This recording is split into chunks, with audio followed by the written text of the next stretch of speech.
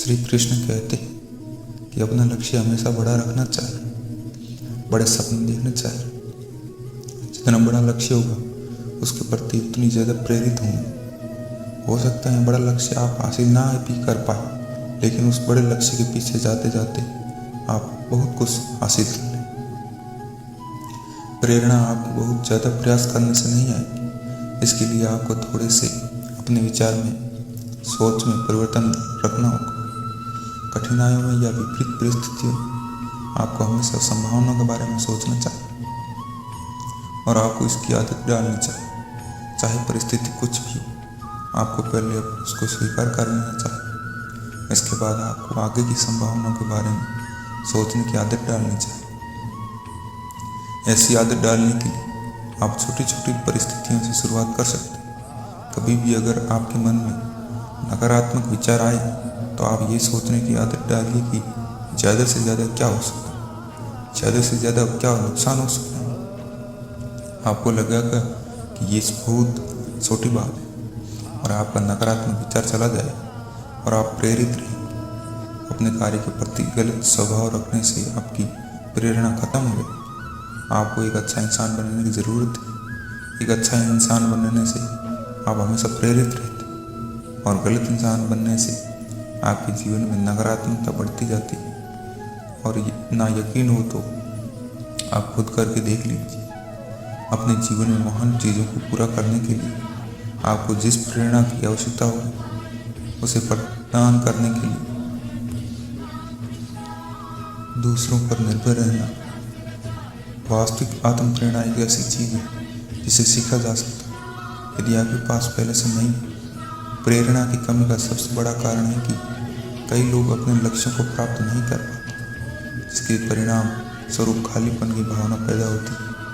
यहाँ हम आपको भगवान श्री कृष्ण के द्वारा बताई गई सरल तकनीकों के बारे में आपको बताएंगे, जिनका उपयोग आप अपनी आत्म प्रेरणा को बनाए रखने में मदद कर सकते हैं, ताकि आप अपने लिए निर्धारित किसी भी उद्देश्य को लगातार पूरा कर सकें। अपने आप को लगातार याद लेना महत्वपूर्ण है। क्या आप किसी विशेष लक्ष्य, उद्देश्य या अपेक्षा क्यों कर रहे हैं? ये उन लक्ष्यों के लिए विशेष रूप से सच जिन्हें हासिल करने में दूसरों की तुलना में अधिक समय लगा। बहुत प्रयास करने और वांछित परिणाम न मिलने के बाद प्रेरणा खोना सामान्य लाभों के बारे में खुद को याद दिलाना अपनी प्रेरणा को पुनर्जीवित करता है, ताकि आप अपने उद्देश्यों को पूरा करने के लिए करीब जा सकें। हो सकता है किसी के लिए सबसे बड़ा मोटिवेशन सपने, लेकिन क्या आपका ये मोटिवेशन उस समय भी बना रहेगा जब आपके सपने पूरे हो जाए?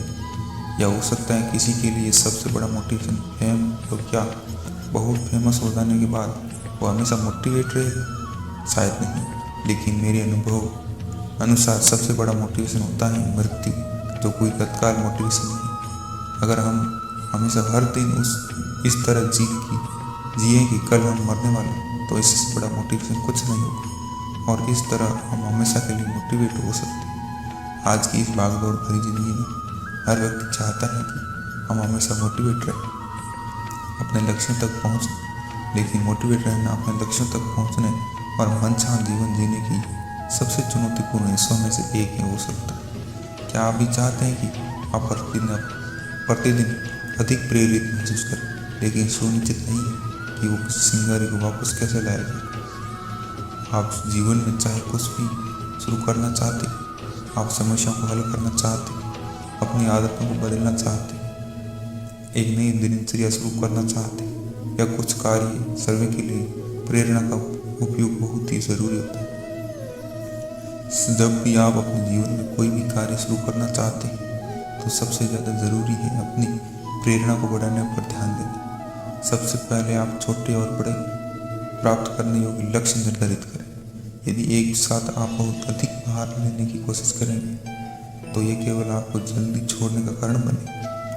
जब आप कोई भी कार्य में विफल होते हैं तो आप अपने आप को हराना बहुत आसान हो, लेकिन आपके कार्य की विफलता किस कारण हुई इस पर ध्यान केंद्रित करना आसान होता है। उस समय अपने आप को अपने से पूछने की ज़रूरत है कि आप कुछ भी ठीक क्यों नहीं कर सकते?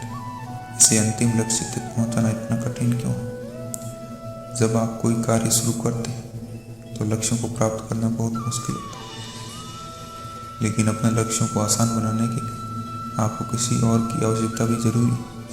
अपने मोटिवेशन के स्तर को बढ़ाने के लिए कभी कभी बाहरी प्रभावों की आवश्यकता होती है, ताकि आप नियंत्रण में रह सकें और आगे बढ़ सकें। जब भी आप कोई लक्ष्य निर्धारित करें तो अपने किसी मित्र या पारिवारिक सदस्य को बताएं, जिस पर आप अपने लक्ष्यों के बारे में भरोसा करते हैं, ताकि वो आपको जवाबदेह ठहरा सके और आपको सही रास्ते पर रख सके। कुछ दिन के लिए दूसरों की तुलना में मोटिवेट रहना थोड़ा कठिन है, लेकिन जब आपको कोई अपना आपके लक्ष्य के बारे में बताए, जिससे आपको अपना लक्ष्य प्राप्त करना सरल हो सकता है। कुछ समय पहले की बात है, एक दुकानदार जिन्होंने एक अगरबत्ती की दुकान खोली। राम प्रसाद जी हर रोज की तरह घर से निकले। अपनी दुकान पर जाने के लिए उन्होंने सुगंधित एवं बेस्ट क्वालिटी की अगरबत्तियाँ अपने यहाँ मंगाई और बहुत अच्छे से अपनी दुकान पर सजाई हुई थी। राम प्रसाद जी एक नरम किस्म के व्यक्ति थे। इनका व्यवहार भी अपने ग्राहक के साथ बहुत अच्छा था।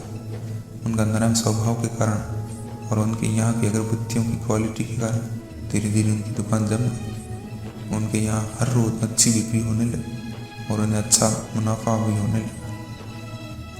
सब कुछ बहुत अच्छे से चल रहा था। सेठ जी दुकान की कमाई से बहुत खुश थे।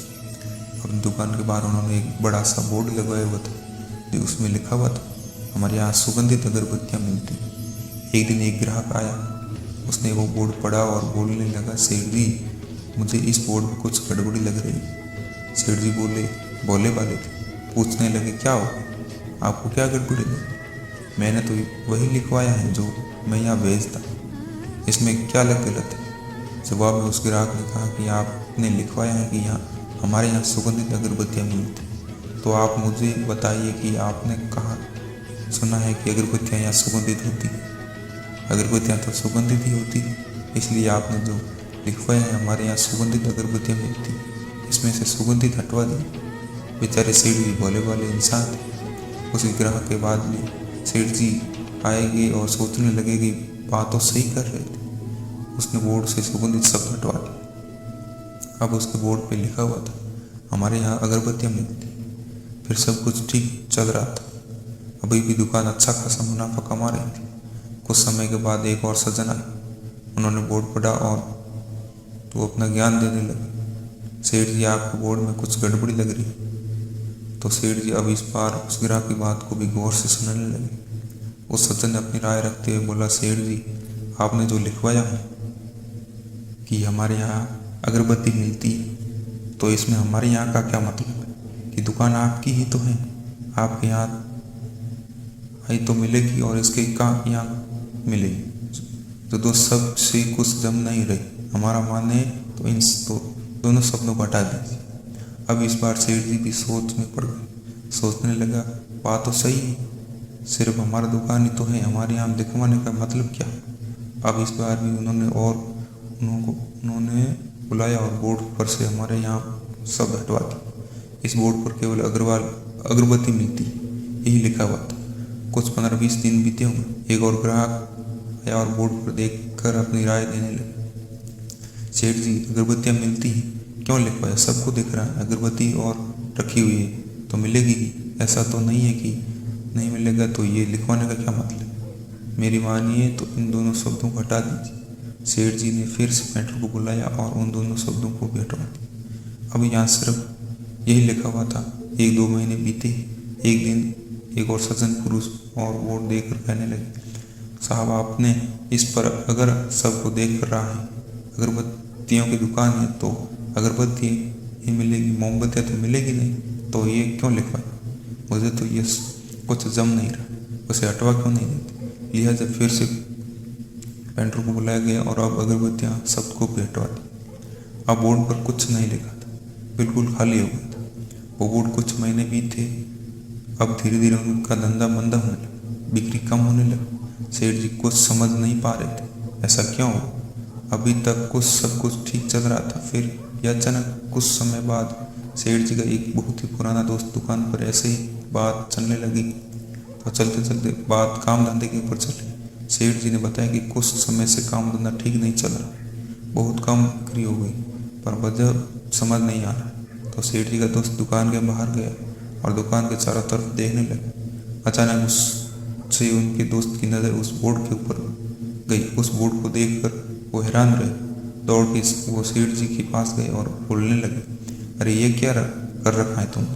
बेवकूफ़ हो गया है, तुमने इतना बड़ा बोर्ड खाली छोड़ दिया। इस पर कुछ लिखा क्यों? तुम्हें कुछ लिखवाना चाहिए, जैसे तुम्हारी पहचान उस बोर्ड पर लिखा भाई कि हमारे यहाँ सुगंधित अगरबत्तियाँ मिली। ये देखना कि दुकान कैसे चलेगी। उधर सेठ जी का दिमाग ठन कैसे सबकी राय लेते लेते उन्होंने अपना नुकसान करवा दिया। अब सेठ जी को अच्छे से समझ आ गया था कि उनकी गलती थी, कैसे वो सबकी राय लेते चले गए और अपना ही नुकसान करवा दिया। इस कहानी से हमें ये क्या शिक्षा मिलती? अगर आप सबकी राय लेते रह जाएंगे तो कहीं आपकी अपनी राय का धंधा मंदा न पड़े। जब तक आप करते रहेंगे, दूसरों की राय लेते रहेंगे, तब तक आप अपनी ज़िंदगी के लिए जी नहीं पाए। जय हिंद दोस्तों, जय श्री कृष्ण।